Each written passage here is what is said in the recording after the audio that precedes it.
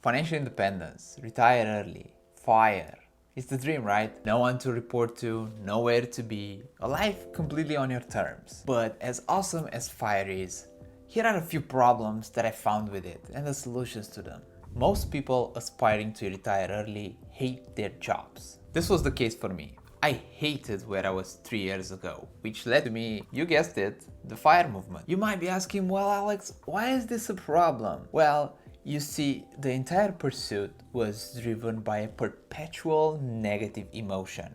The desire to escape the undesirable work and the bad place that I was at that point. What this did to me was make me unsatisfied and sad most of the time, when instead I should have been jumping up and down because, well, there was a solution to my problem. There was a solution to my misery. So what I should have done instead is frame it in a positive way. Like, first of all, hell yes, there is a solution to my problem. And second of all, I should have asked myself, what would I want to do if I could focus on it full time? I should have focused on answering this particular question for myself.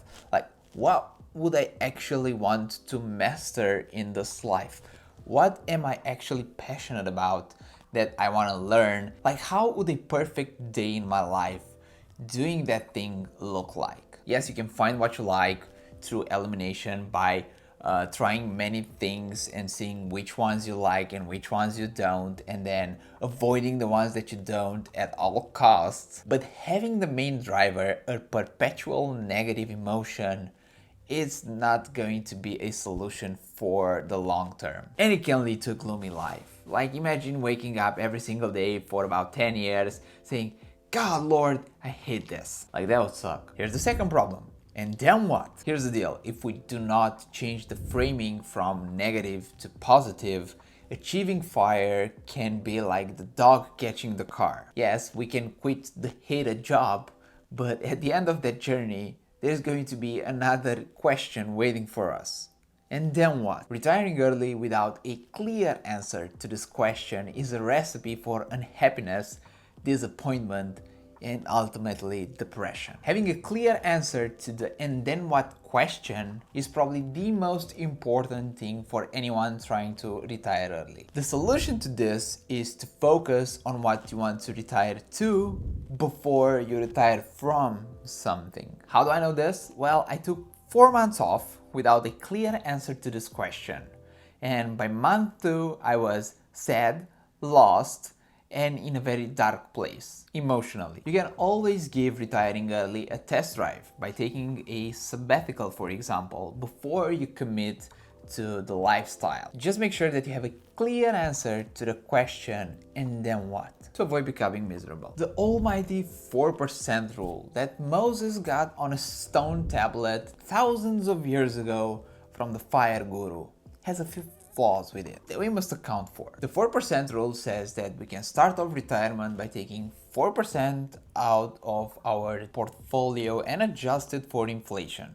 Mazel tov! But many people think that they can take 4% of their then current portfolio in all future years and in all future scenarios, which is not the case. For example, if the market tanks 50%, then we would have to adjust the 4% rule to the new halved portfolio value. As a hypothetical example, if I would retire with $500,000 for a $2,000 monthly income based on the 4% rule, if my portfolio would be cut in half due to some unforeseen events, like for example a recession, then I would have to adjust the 4% to the new portfolio value of $250,000, which would give me an income of $1,000. Ouch! Also, the 4% rule is a bit more fragile in a world where inflation is running high, stocks are going down,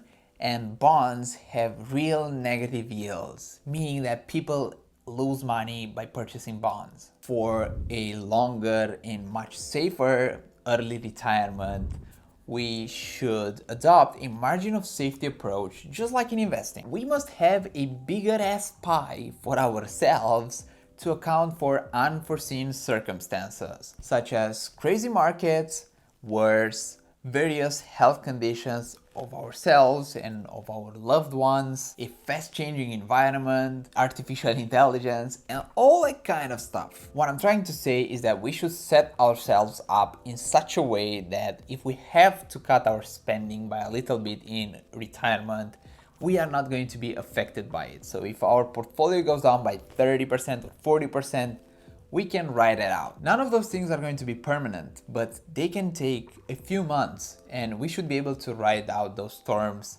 even if we do not have an active income source. The fourth problem is a lack of skill mastery in some cases. When we stop working, our skills, our working skills starts to erode.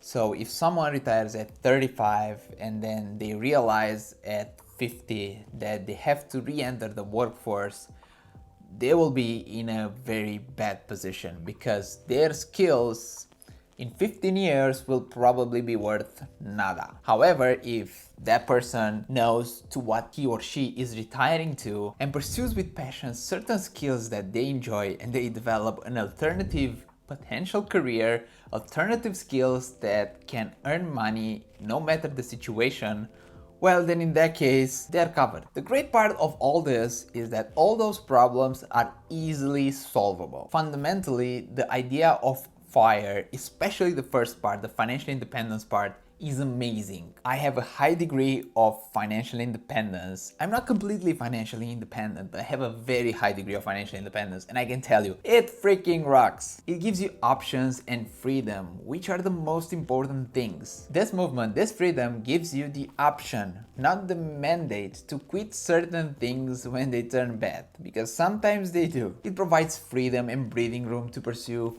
peace, happiness, and things that are much more important in your life. For example, pursuing other skills that interest you more than what you're doing right now. It gives you the option to quit a job that you hate that pays more, to get a job that pays less but that you deeply enjoy doing, and gives you also the opportunity to build those skills in an area where you are passionate to spend most of your time in. It can also allow you to take 1 or 2 years off when you are young to travel, because, well, that's when you have most of your energy and that's when you can enjoy those travels more. So it can give you a whole host of options and is a very good goal to have. So is FIRE a scam? Oh hell no! But you gotta be careful how you manage it so you don't get burned. If you like this video, you might also like this other video. Until next time, take care, have a wonderful day. Peace!